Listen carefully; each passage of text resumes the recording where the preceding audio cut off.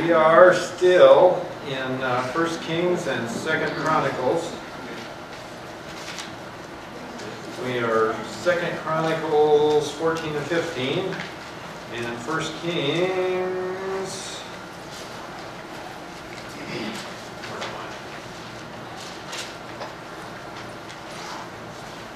15.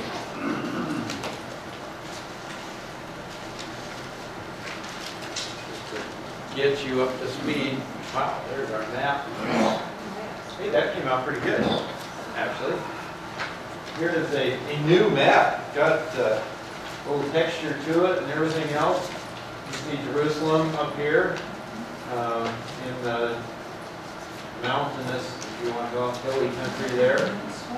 And you can see how a lot of our significant towns that we've been studying about lie in those hills. Today we're going to be traveling with King Asa down about here. There's a town that's not listed up here, which is surprising because it's a rather significant town in the history of the nation. It comes up a number of times, but we're going to see it today. We started there last week. Going to kind of pick up where we were, get you up to speed, and then try to move on to the next little incident. And I'm going to sneak over to Chronicles to begin with. In 2 Chronicles 15, actually I better start at 14 because Asa, to get you up to speed, has taken over from his father Abijah, who only lasted 3 years as king, you may remember. He was about 41 years old when he took over the kingdom. And he was only king for 3 years. So we made the comparison to kind of Prince Charles in England, who has all these years been the prince because his mother has had such a long reign. And probably Abijah was very similar, and even though he wasn't old by our standards by any means, he died relatively young. In those days he spent all those 41 years growing up and waiting for his opportunity, and finally had it, lasted 3 years and was gone.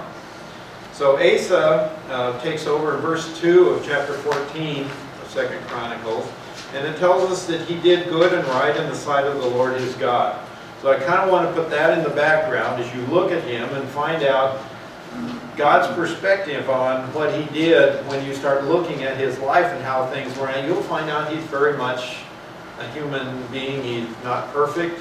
He didn't do everything perfectly, and I think there's some lessons we can draw from that. And yet, where his heart was and where God sees his heart and his desires and the things that he chose in the major areas of his life, God says he did good and right.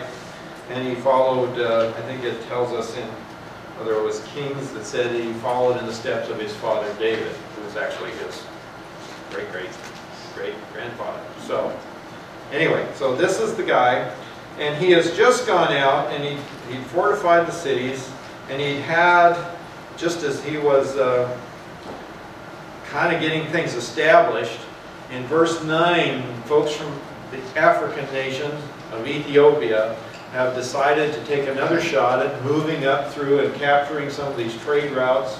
May have had ambitions to go beyond Judah and Israel and tackle the powers that existed in those days further over the Fertile Crescent. There was always this power struggle, you may remember, going back and forth between those who would have been up here in this area, up north, way up north actually, above this map. And this critical little area here is the main trade route between Africa and all of Asia, Europe, all those things. Everything came through here, with the exception of some sea trade that may have gone directly across the Mediterranean. So this is a super, super fought over area, not just today, but way back then because of the location, with a huge desert over here that you can't cross. You're surrounded with a body of water over here that they didn't have the technology to take full advantage of. You had to stay along the coastline, so that puts you here. So all this country's just, it's the freeway. Everything's funneled here, and so there's all this competing interest for control of these areas. Well, we've got a Ethiopian that decides that he is going to come up and take over some of the territory there. And he does it with just a piddly little army. If you look in verse 9, we've got Zerah the Ethiopian came out against them with this little bitty army of 1,000,000 men and 300 chariots. And it says he came up to Mareshah. And Mareshah does not show up on our map. And when you do a search on Mareshah and this valley that's mentioned here, Zarephath, the valley of Zarephath, you find out that it's probably one of the areas that had been fortified by them. And in fact, it's 8 miles. Here's Gath right there. You can see Gath. Those of you who are looking over here, Gath is right there. It's 8 miles south and east, and there's a valley lays right in, I think it may be this one right here on this map, I'm not certain. And Mareshah lays right at the pinnacle of that. I think we actually have a photo. You want to see there is the tell at Mareshah, that's major of the city, and when they excavated some of this area to see what it looks like underneath, there is the city, what they believe is now and had been the city of Mareshah. It's been occupied for many centuries. This is tombs carved into the limestone under the city. They needed building materials, and the limestone was a valuable building material, so they excavated underneath, and the excavations then they used for lots of different things, from tombs like this to water reservoirs, to storage areas, to livestock, containment, a whole bunch of things. Did we have the pigeon coops? That was kind of a fascinating picture. Another one of the areas in there, I don't know if it's in there. It's sort of like this, but just riddled with little bitty cubby holes. Looks like post office boxes all over the walls. There it is. And they believe this was a pigeon nesting area for some reason. Why they kept all those pigeons, whether they were for eating, for offerings, for what.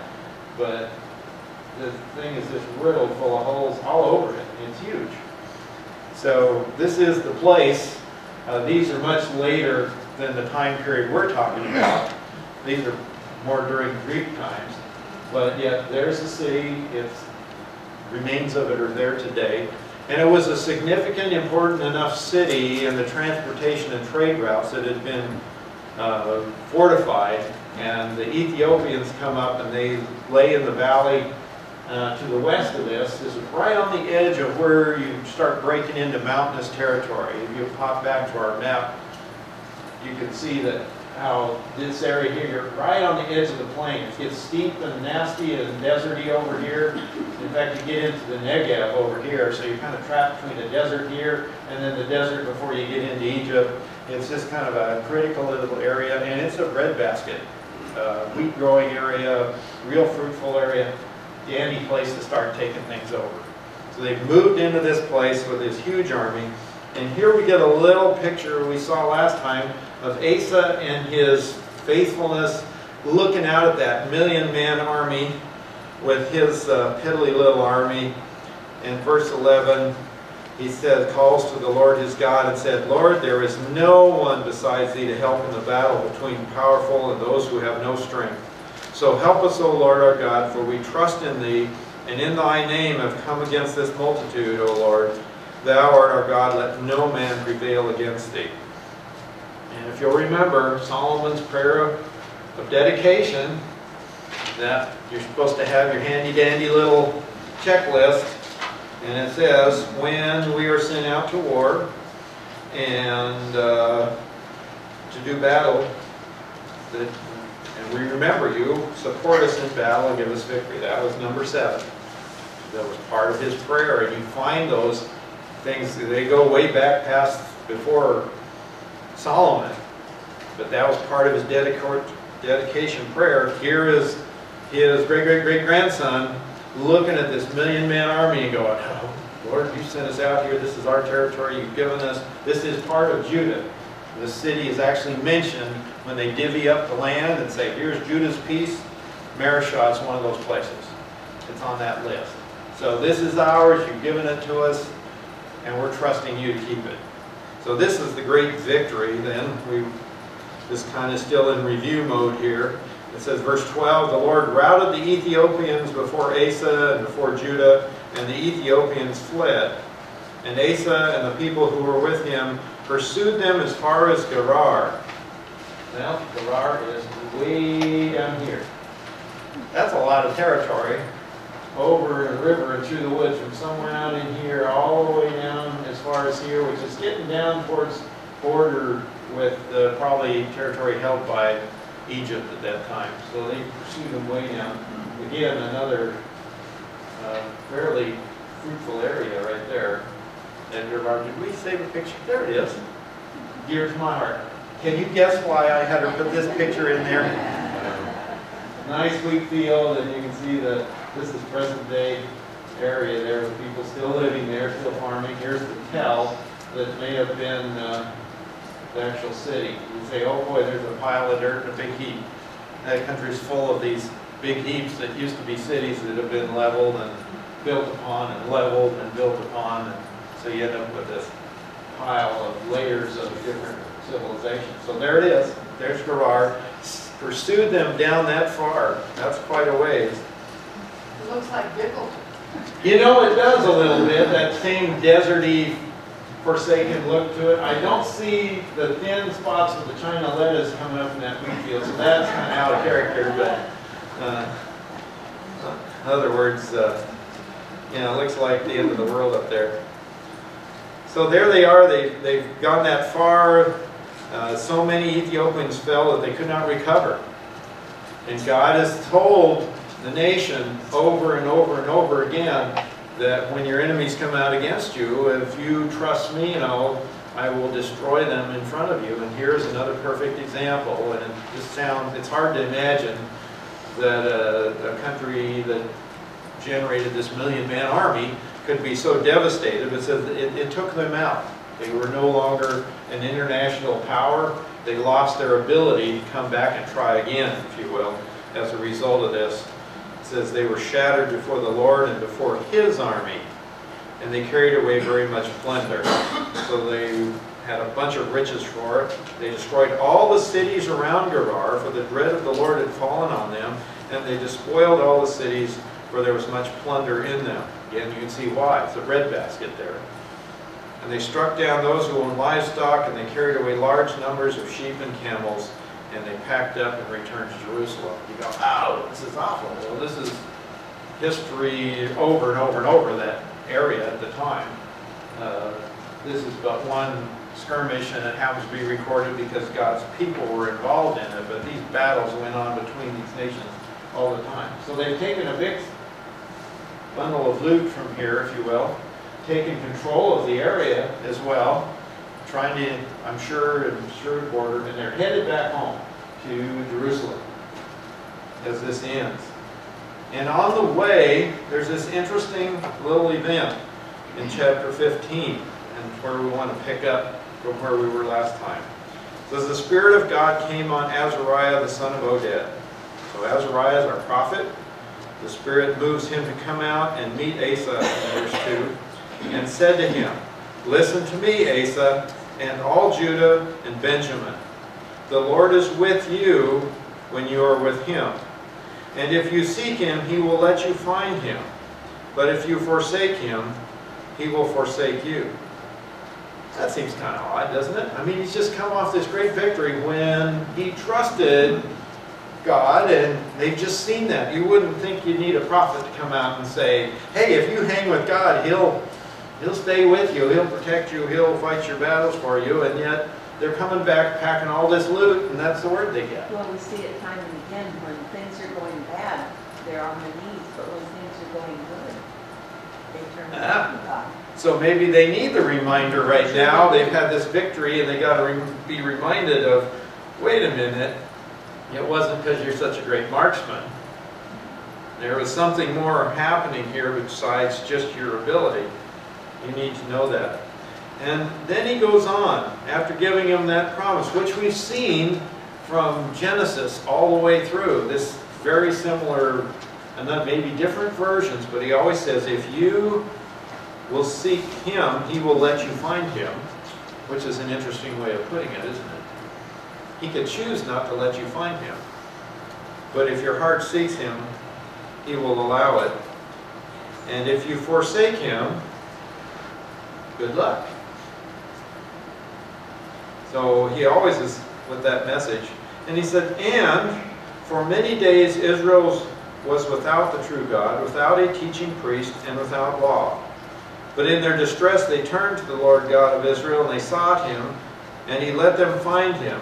And in those times there was no peace to him who went out, or him who came in, for many disturbances afflicted all the inhabitants of the land. And the nation was crushed by nation, and city by city, for God troubled them with every kind of distress. But you, be strong, and do not lose courage, for there is reward for your work. Now the interesting thing is, what is he talking about? What event for many days were they without the true God, and without a teaching priest, and without the law? And all the scholars have gone back, and they're kind of divided. But when you go back in history, it is very, very difficult to find anything that perfectly fits what this says from the time period. It makes it sound in English like he's talking about a past event that he's reminding them of. But there are no past events from this time back that totally fit this. They've had difficult times. There's been times when things weren't great. You know, you look at the split in the nation, but they still have the temple is still there. There's still the services going on. They still have the teaching priests. They still have the law. It's tucked neatly away next to the altar. And it's there. They're going to find it when they clean house here in a few generations. So it's still around. So that doesn't really fit. The best commentators that I trust the most say he's talking future. So then you start looking from this time forward in recorded history. There's really no time. Maybe the closest would be Babylon, but even it doesn't fit the things that he's talking about perfectly. The nation being crushed by nation, city by city, and every kind of distress, the disturbances that inflicted all the inhabitants of the lands. All of that doesn't really fit what we've seen even up to now. So it really appears that this prophet is talking about the future of the nation even beyond maybe today. But it does fit. They have been, right now, they are without, they don't have their temple, they don't have their priesthood intact, they don't have all those details. Yeah, they still sort of have the law, but a whole bunch of the stuff, they're scattered among the nations. I'm not sure they've seen the nation being crushed and city by city, nation by nation, and God troubling them with all kinds of distress. But you can find references to a time like that, in the time of Jacob's trouble, that is predicted and prophesied in other places and in Revelation. So it's very possible that he's talking about the time before the restoration of the nation. So way back then they're getting warnings about this kind of thing. And you've got to wonder what Asa's thinking right now. I just had this great victory. Yeah, I know this. And what's all this stuff about trouble and travail and terrible times? And why would he give us that now? And then it actually does good things for him. It's supposed to be strong. Don't lose courage. Stay in there. There's reward for what you're doing, Asa. Don't give it up.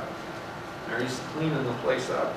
Now when Asa heard these words in the prophecy in verse 8, which Azariah the son of Oded the prophet spoke, he took courage, and he removed the abominable idols from all the land of Judah and Benjamin, from the cities which he had captured in the hill country of Ephraim. And then he restored the altar of the Lord, which was in front of the porch of the Lord. Must have been in disrepair. And he gathered all Judah and Benjamin, and those from Ephraim, Manasseh, and Simeon who resided with them. For many had defected to him from Israel when they saw that the Lord his God was with him. And they assembled in Jerusalem in the 3rd month of the 15th year of Asa's reign. And they sacrificed to the Lord that day 700 oxen, 7,000 sheep from the spoil they had brought. So they took all that livestock they captured and a whole bunch of it. They made sacrifices and they celebrated, said, okay, that's what we want to do, and honor God with all that. And they entered into the covenant to seek the Lord God of their fathers with all their heart and soul. And whoever would not seek the Lord God of Israel should be, put to death, whether small or great, man or woman. Moreover, they made an oath to the Lord with a loud voice, with shouting, with trumpets, and with horns. And all Judah rejoiced concerning the oath, for they had sworn with their whole heart, and sought him earnestly, and they let him, and he let them find him. So the Lord gave them rest on every side. Wow, doesn't that sound wonderful? Things are great. They came back, had a revival. And they all swore on an oath, and this is going to be perfect. And I want you to read ahead with me. I'm going to jump the next little part there, because that's a whole nother interesting study from verse 16 to 19. But everything was good right up to the 35th year of his reign. Look at chapter 16. In the 36th year of Asa's reign, Baasha, king of Israel, came up against Judah. Oh boy, there's a whole other story. That's another study. Remember your chart? Pull it out and find out that Baasha is the guy who takes over from Jeroboam. Jeroboam has a little problem, and you will see that we have this rapid succession of 3 guys right here. Boom, boom, boom. Little turmoil going on up north. We'll go back. We're down here with Asa, and he goes down through to Jehoshaphat here. What we're going to do is jump back up and pick these guys up in another time. But here's Baasha right there. He's the second guy. This one doesn't last too long. You'll see that year. 1 year, Nadab barely lasts a year. They're having all kinds of turmoil. Well, Baasha, this guy right here, the king of north, decides, I've had enough of this garbage of Judah encroaching upon our territory. We're going to put an end to that. And he comes down and he starts fortifying Ramah. He's crowding his way down, and I don't think it shows it on this map, does it? I don't believe it does. He's coming down into the edge of things here, getting prepared, and it's a city that's going to be strategic as a base of operations. It's like having an air base in Turkey if you're going to fight in Iraq or Afghanistan. Having a critical base of operations. He starts building up this city of Ramah in order to prevent anyone from going out or coming into Asa, king of Judah. They reestablished the Iron Curtain across there, keep everybody north, and have a base of operations there. We're going to start doing things to Judah. And what I want you to really see is the next verse. Remember what we just had happen, and the great celebration and the commitment they made on oath to the Lord with a loud voice, with shouting and trumpets and horns. They sworn with their whole heart, and they sought him, and he let them find him. These folks were committed to God, and Asa brought out silver and gold from the treasuries of the house of the Lord and the king's house. Where did those come from? Where did he get those? They were in those houses. Where did those treasuries get filled from? A whole bunch of it came from the 1,000,000-man army that they plundered. And he brought it back and put it into the storehouses, as well as some that had been put in there before him. And he went in and he gathers up all this stuff. And you go, well, why would you want to do that? And he sent them to Ben-Hadad, king of Syria, who lived in Damascus. Okay, that's way up above us here. Do we have a map big enough to show us Syria and Damascus? I think so. I'm not going to really give you that. It's way up north up here, north of even Israel. And it's pretty clear that Israel, with this guy, this new king, Baasha is probably more appropriate Hebrew pronunciation, has got an alliance with this guy. Israel's been pretty smart, formed a lot of business partnerships and alliances with these other nations, and they've been building this base of support. And Asa says, boy, we got to pull the pins out from under this guy. He's building this wall up. He's fortifying this city. And that's pretty scary, have them on your front door there, knocking on the door. And he sends all this money up to Ben-Hadad in Damascus, saying, let there be a treaty between you and me, as between my father and your father. Behold, I have sent you silver and gold. Go break your treaty with Baasha, king of Israel, so that he will withdraw from me. Okay. Hey, let's set a treaty up. I sent you all this gold and silver. And it works. This is the great part about it. It works. Look at 4. So Ben-Hadad listened to King Asa and sent the commanders of his army against the cities of Israel, and they conquered Ijon, Dan, Abel, Ma'im, and all the store cities of Naphtali. Store cities, that's critical. Those are where? That's the warehouses, food depots, Home Depots, everything. And that's all the places they keep their supplies, they keep them alive. And it came about when Baasha heard of it that he ceased fording Ramah and stopped his work. Well, yeah. You're getting attacked from the rear back home. All your food stores and treasuries and things are being looted. Man, you haven't got time here. You got to beat feet back home and defend the home turf. Exactly what Asa wanted. We got an ally up there who said, yeah, we could use a little extra pocket change. We'll just go down and get it. They're all preoccupied down there with all their energies thrust at that. We'll take them on the back door. Worked beautifully. Worked great. And then Asa brought all Judah, and they carried away the stones of Ramah and its timber with which Baasha had been building. And with them he fortified Geba and Mizpah. Perfect plan, wasn't it? Just great. And it works. And they build things up, and they have this Mizpah on there. It's not located on there either. He said, I'll take my own key cities that I want to fortify, Geba and Mizpah, and we're going to beef those things up. And then he comes back home, and Hanani the seer came to Asa, king of Judah, and said to him, because you have relied on the king of Syria and have not relied on the Lord your God. Therefore, the army of the king of Syria has escaped out of your hand. Were not the Ethiopians and the Lubim an immense army with very many chariots and horsemen? Yet because you relied on the Lord, remember that? He delivered them into your hand. For the eyes of the Lord, have you ever seen this quote? Familiar verse. For the eyes of the Lord move to and fro throughout the earth, that he may strongly support who? Whose heart is completely his. However, you have acted foolishly in this. Indeed, from now on you will surely have wars.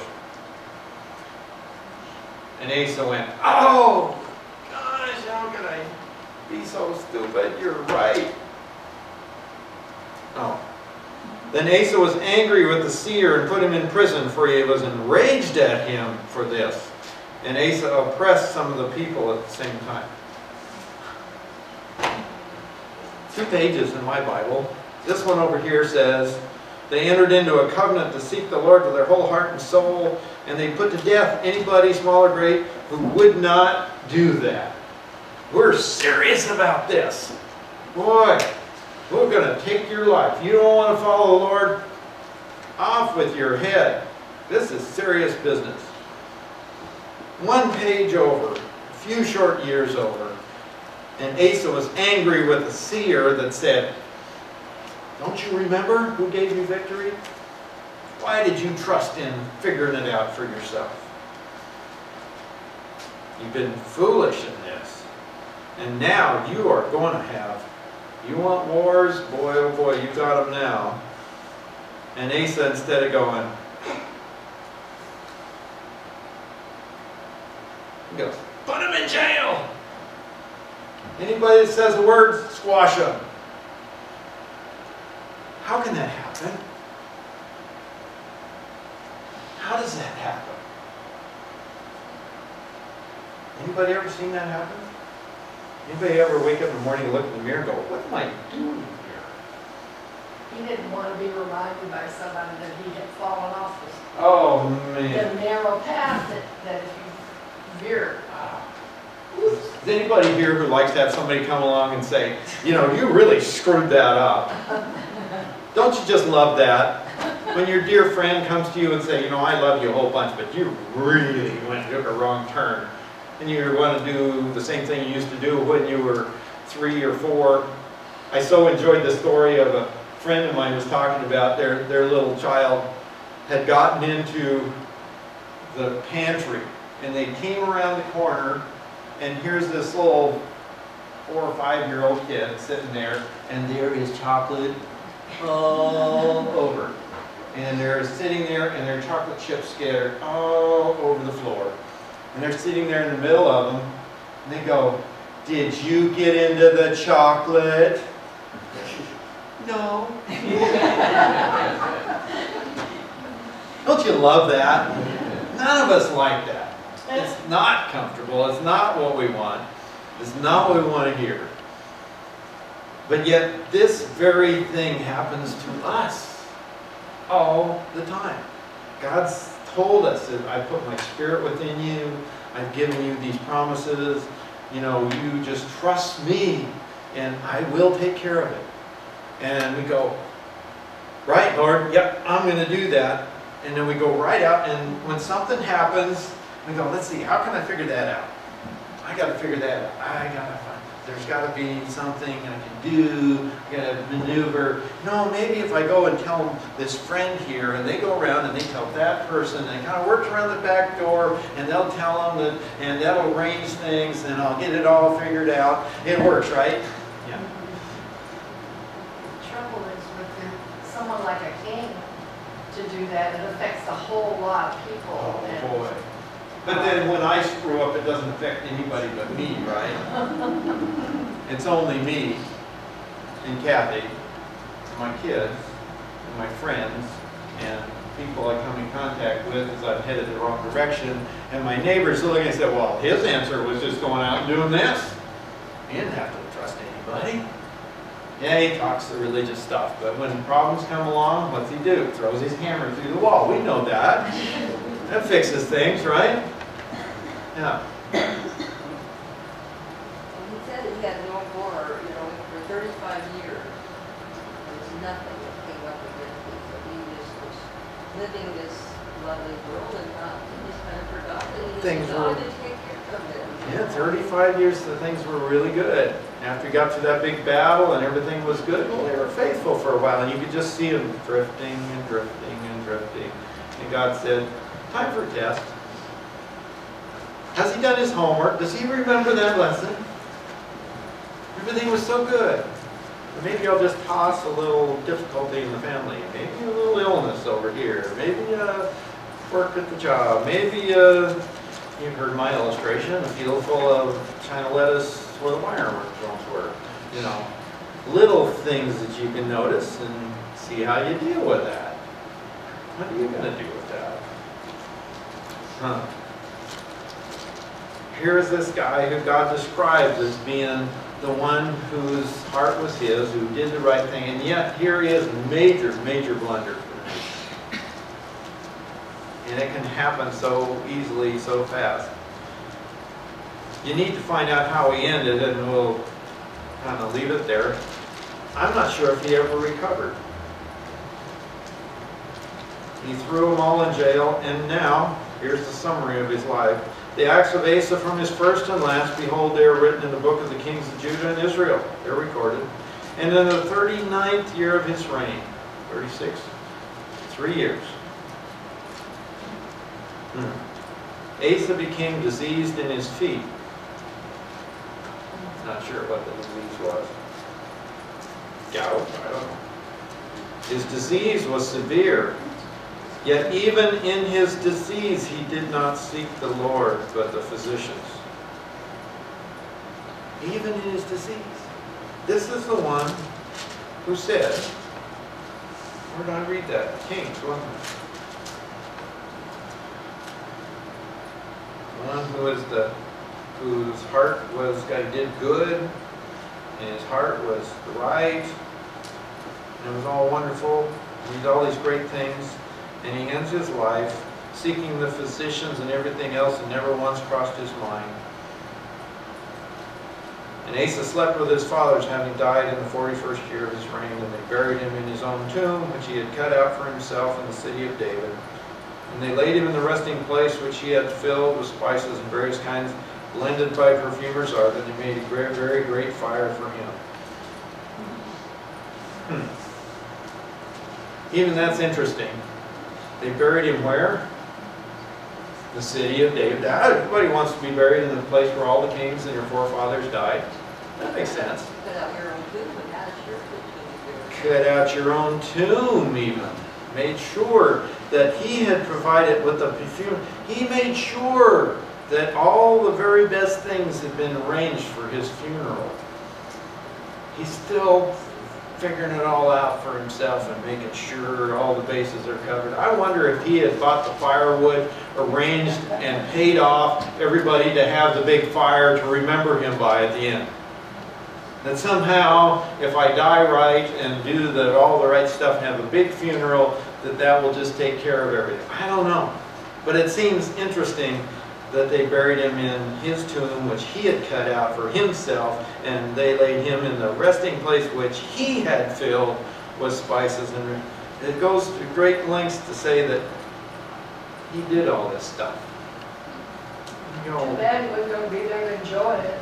yeah. You know, I hope he enjoyed the To be aware of fragrance it. while he was alive and planning it, because certainly after he was gone, This brings to mind, it's kind of off the subject, but you know, people that start out good with the Lord and then forward. it's not, yes, this isn't an isolated event in the history of, People that Believers. know, Yeah. like yeah, people, it happens today. It can happen. I guess the warning is it could be me. It can be you and I. This can be us. And what it really shows you, I think, is the hardness of the human heart if you allow it to tip too far that way. And the difference between David and so many of these other kings was not that David was so pure and did everything perfectly, which we know he wasn't, not even close. But the difference was when he started steering that way and God corrected him, he went, oh, and he would correct back. And then he'd drift off, and he'd get corrected back, and he would come back. And he never allowed himself to go so far away. His heart always stayed open to that correction. And that's the difference. This guy, he got that way, and he allowed that to become so hard and so entrenched, and that determination that what I'm going to do, what I'm going to do. Ever seen that in your children? It's easier to see in your children than it is to see in us. I'm going to do it. I don't care if it kills me. I'm going to do it. And then you take another step. And at some point, God says, like he did with Pharaoh and like he did with others that were unbelievers, but even with believers, he'll say, all right, you want it your way? You just have it your way. And that should be scary. That brings to mind Judas and Peter. The same Yeah. situation. They both walked with the Lord. One turned his back and the other. Yeah. Yeah. Judas totally turned away, rejected everything. Peter, even though he denied him, didn't walk totally away. So it's a real warning to us, even as those who are believers. Here's one that God recognizes, I'm sure, the comment about his heart and doing good things and all that is recognize that he was a believer. I think he's in heaven today. He will be there to greet us. But in his life and in his testimony to his nation and the people around him, he looked just like everybody else. And he died miserably, really. He died of a disease, frantically searching for the right physician to heal him, and he never seems to have turned back and remembered that God is the one who's in charge. Powerful warning to us as we make choices in life of which choices we're making. Next time I want to back up the truck a little bit. We'll take a look at some of the good things that he did do before his great fall, and took some incredible courage, which just makes this so much more unsettling and harder to deal with, on a gut level at least. But how could you? But I wanted to take a look at that, and then we'll try to back up and take a look at what's going on up there in Israel and the chaos that's taking place, beginning to take place up in Israel as all this is going on in Judah. They have their own set of problems, and we'll take a look at that next time. So let's close with prayer. Father, we thank you for our time together this morning and for your word that you have provided as a guide and illustration. So much of this Old Testament is history, it's kind of illustrations of things, less than it is a strict doctrinal point 1, 2, 3, 4 study. But it's your wisdom, your truth applied many times in lives or lack of application. Father, help us to learn from these things. May they be instructive to us. Would you check our hearts and help us to check our hearts? May we be those described as those who hunger and thirst for righteousness. Not that we're righteous, not that we'll ever be perfect, but those who desire that. But when your messenger comes with that news that we have really fallen away from the direction you've called us, that we would turn and come back. That we would not be so set on our plans and our ways and our determination that we reject you and your call on our lives. That we would accept the world's phony substitute for happiness and reject your guaranteed happiness and joy in the direction that you have laid out for us in your word. Help us, Father, to embrace your truth, to make it part of our lives, to give you first place in everything, and to glorify you in all that we do and say.